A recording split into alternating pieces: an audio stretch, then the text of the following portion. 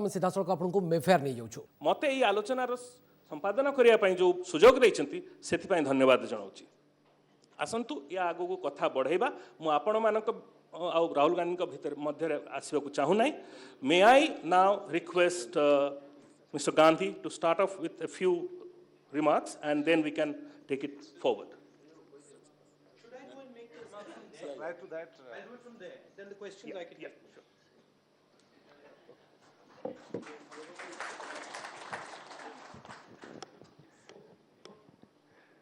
Padmacharan Nayak ji, Abasar Beura ji, Bipin Bihari Mishra ji, Bimlendu Mohanty ji, Arvind Behara ji, Tripathi ji, and Rajesh Mahapatra ji. Thank you very much for inviting me here.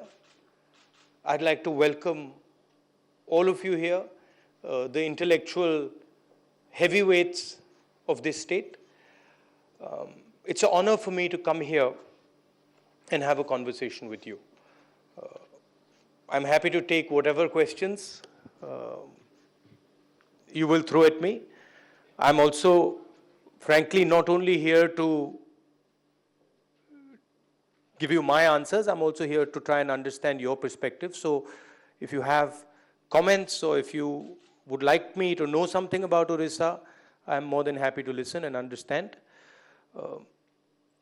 I think Odisha has a very special role today, and I'll take you back into history.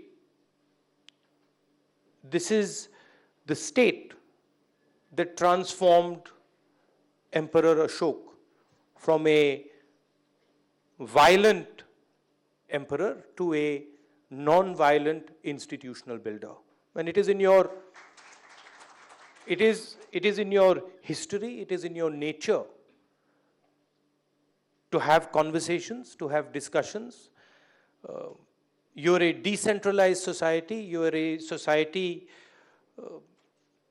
a thinking society. So I think a lot of the solutions to what is going on in our country, particularly with the type of attack that we are having on institutions, both unfortunately in Delhi and in Odisha, sort of massive centralization of power, and this idea that one man can provide the answers to billions of people, which I fundamentally don't believe.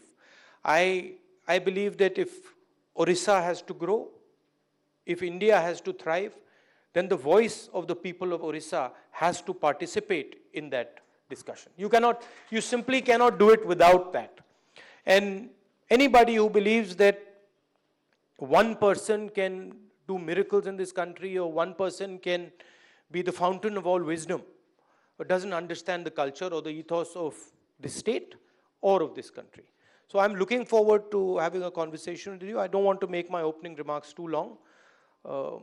I'll make some closing remarks which will sort of give you a sense of my perspective. I look forward to as many questions as you would like to ask me. Thank you very much for having me here again. Thank you.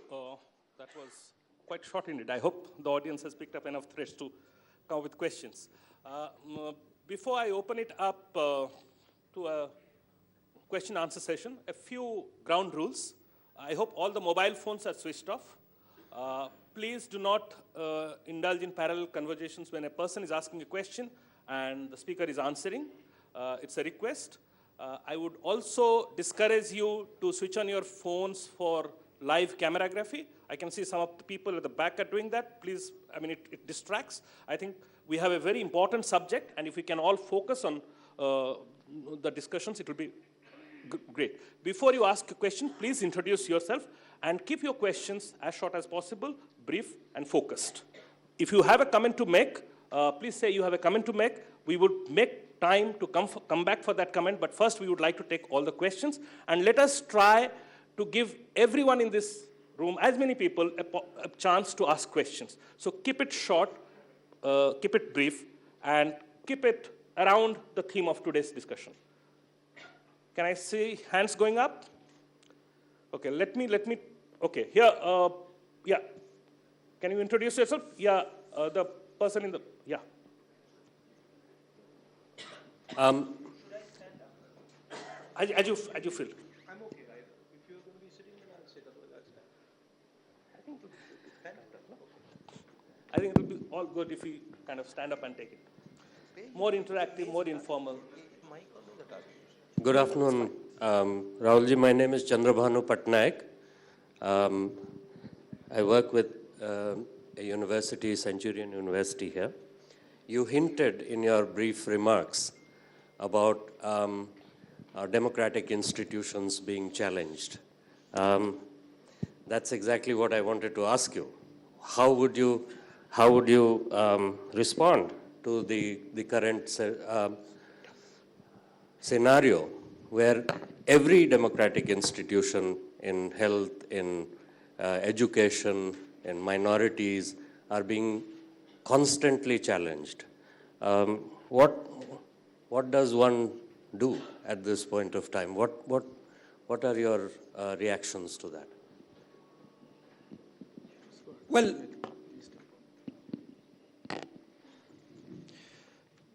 you currently have one institution called the RSS, which is the mothership of the BJP, that believes that it should be the only institution in this country. And the idea is to systematically penetrate people into all India's institutions. The Congress party has a completely different view on how institutions support this country. So we simply do not believe that institutions should not be independent.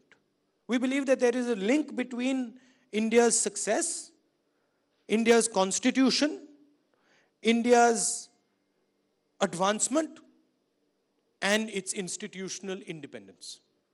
So, very simply, we have always and will respect institutions like the judiciary, like the election commission, like the education system, universities.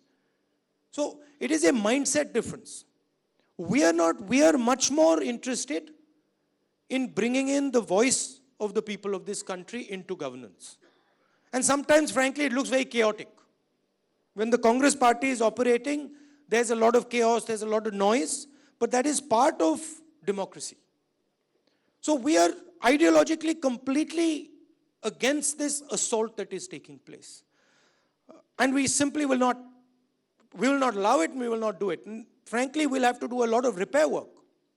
Because what has been done over the last 5 years is actually devastating to this country. For the first time in our history, Supreme Court judges are coming out, taking the name of Judge Loya, indicating that the president of the BJP is involved in a murder case, and saying we are not allowed to do our work. This has never happened in Indian history. Right?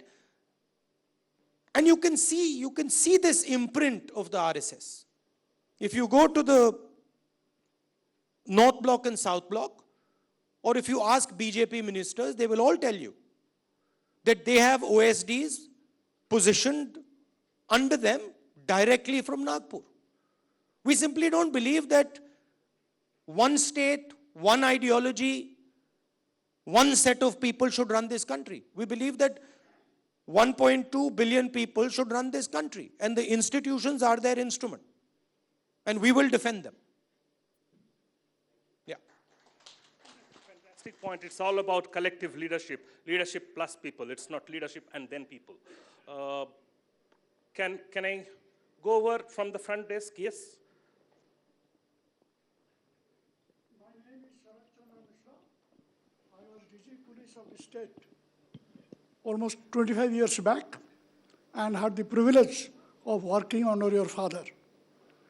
My question is, all the parties, yours, BJP, or whatever else is in power, they all neglect the middle class. If your party comes to power, what will you do for the middle class? Well, I don't think it's fair. I don't think it's fair to say that all parties neglect the middle class. uh, I think what the Congress party did between 1991 and 2014 massively helped create the middle class. And our policy of liberalization was, frankly, the set of policies that built the entire middle class. So I don't think it's fair to say that the middle class is ignored. Well, now, of course, you have to ask Mr. Modi that question. But I will tell you what I think the Congress party can and should do that will help the middle class. Couple of things. The monopolization and capture of the education system and the healthcare system, and the idea that if a middle class person wants to send his child to university or school, he has to pay lakhs and lakhs and potentially crores of rupees to get him into a decent education, needs to be challenged. So you need to put a significantly bigger amount of money into healthcare and into education.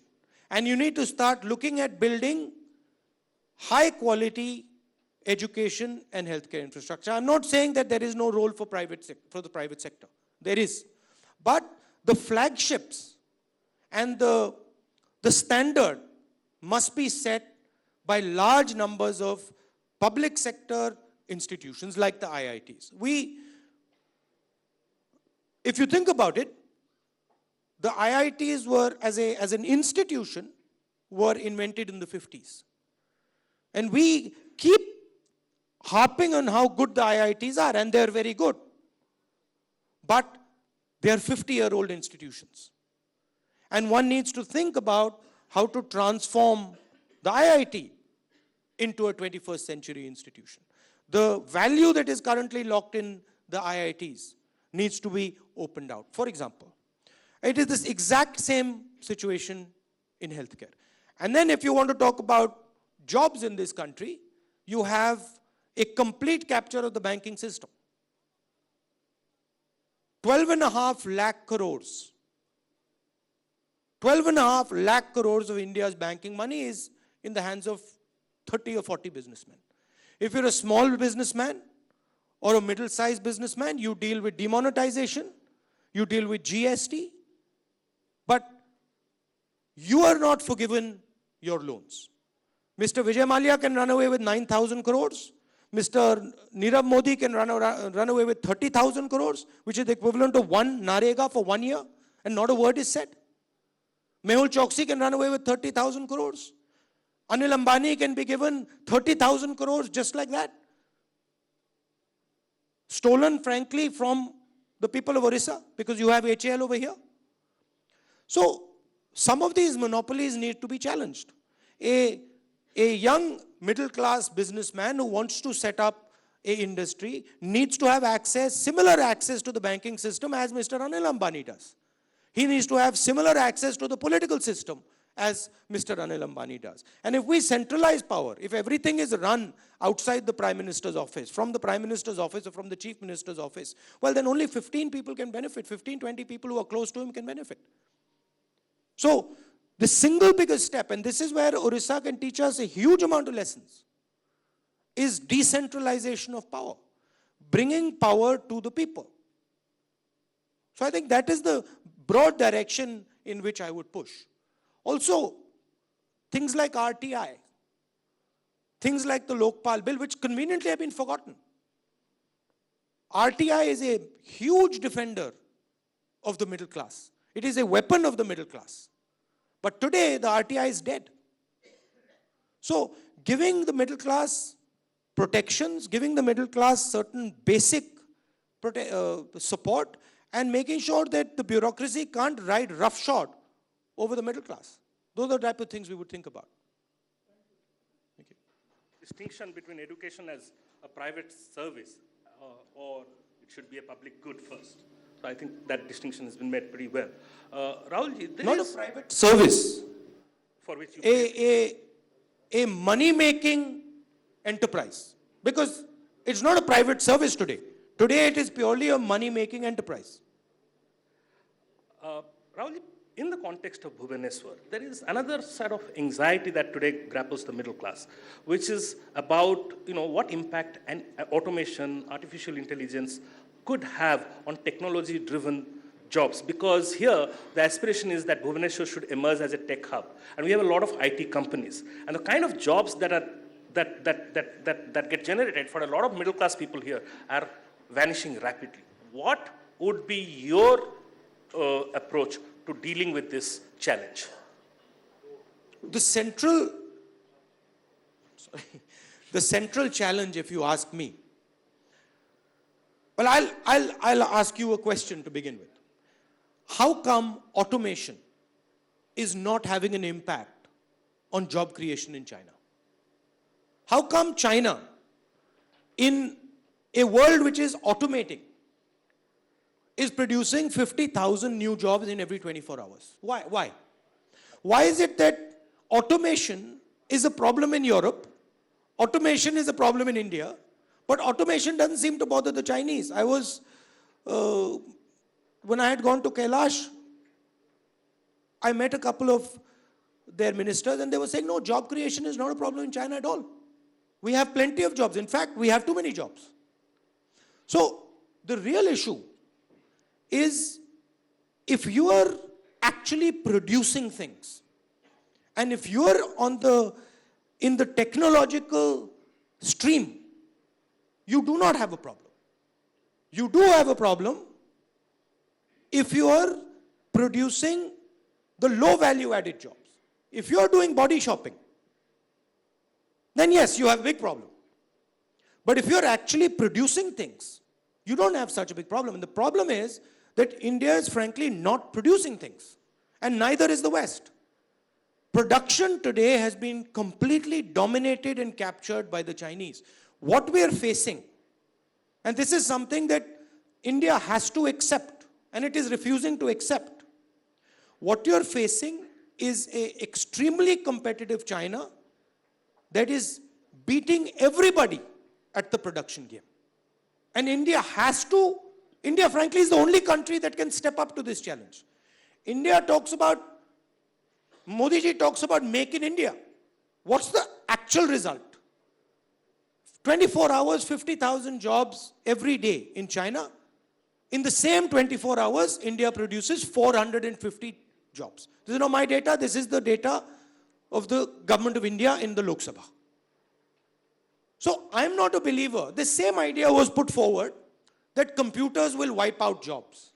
No, I am not a believer that automation is going to wipe out jobs. You will still need the people to build the computers. You will still need the software engineers to do the automation. You will still need all those people. But are you in that game or are you not in that game? And that to me is the real question. And frankly, today India is not in that game. And we might not like to hear it, but that's the truth. Well, the better educated is always capable of dealing with technological changes better than the poorly educated.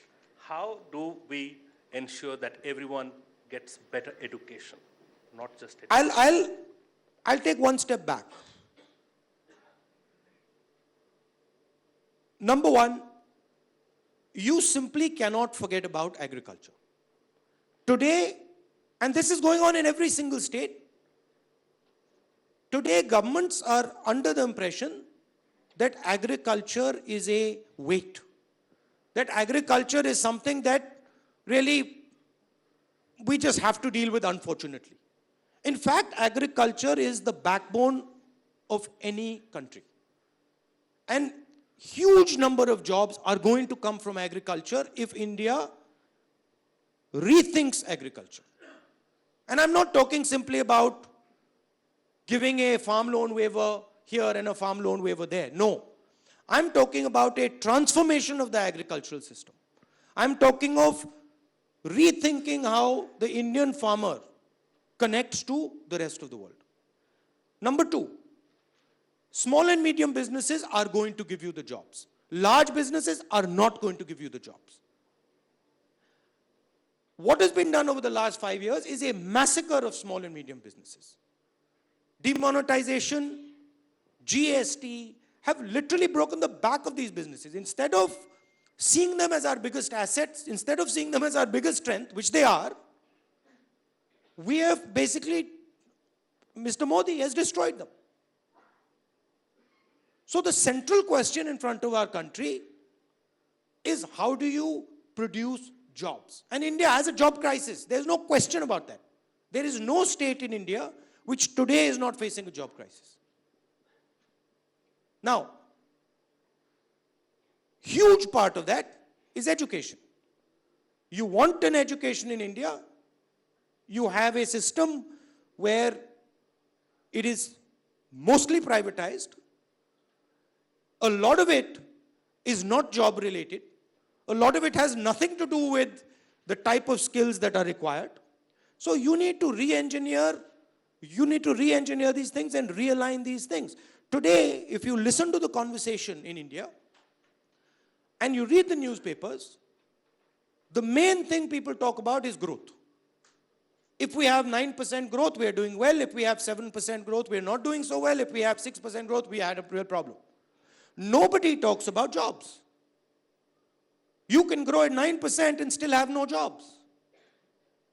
And that is really the problem in India. So we have to change our mindset, and we have to take our mindset much like we did when we carried out the Green Revolution, much like we did when we did liberalization, that we are now searching for a new paradigm.